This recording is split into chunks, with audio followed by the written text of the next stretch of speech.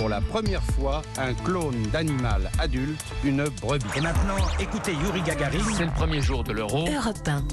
Il est 7h23, c'est l'heure du jour où votre plongée quotidienne dans la boîte à souvenirs d'Europe 1 matin. Bonjour Lord d'Autriche. Bonjour Dimitri, bonjour à tous. Alors ce dimanche, 95e cérémonie des Oscars aux États-Unis, vous revenez Laure sur le jour où pour la première fois, une actrice française reçoit la célèbre statuette. Nous sommes le 4 avril 1960 et Simone Signoret, 39 ans, remporte l'Oscar de la meilleure actrice. Oui, pour son rôle dans le film Les Chemins de la Haute Ville du réalisateur anglais Jack Clayton, dans lequel elle joue une femme mariée qui tombe amoureuse d'un jeune ambitieux. Vous venez d'entendre l'ovation que vient de faire Hollywood à Simone Signoret, qui vient de remporter le plus grand titre de noblesse qu'Hollywood peut décerner à une actrice. Vous aurez des larmes qui coulent.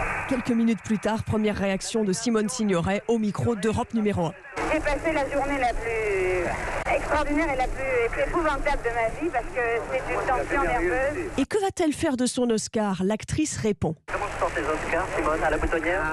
Ça se porte sur les pianos, dans les maisons de campagne. Vous avez un piano, c'est Yves Canard. On a un piano qui est à nous. Voilà, sur le piano dans sa maison de campagne. Alors après l'Oscar, à son retour en France, Simone Signoret joue dans de nombreux films. Oui, elle travaille aux côtés de Costa Gavras, Jean-Pierre Melville, Jean Gabin, Alain Delon. En 1962, l'actrice revient sur ses débuts dans les années 40. J'avais la soif de jouer.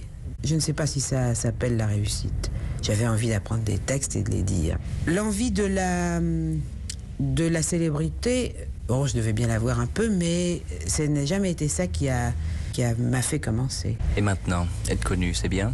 Oh, ce serait terrible de ne pas l'être, ce serait tragique de ne jamais être connue nulle part. En 1978, à 57 ans, elle obtient le César de la meilleure actrice dans La vie devant soi en interprétant Madame Rosa, ancienne prostituée rescapée d'Auschwitz, ayant ouvert une pension clandestine. Et à la mort de Simone Signoret en 85, l'acteur Alain Delon raconte leurs expériences communes au cinéma. On ne jouait pas avec Simone, je veux dire, on vivait, c'est ça qui était exceptionnel, et je veux dire, ça, il m'a énormément donné, c'était quelqu'un de terriblement généreux, nous étions, disons, de la même race, c'est elle qui me le disait, ça n'est pas moi.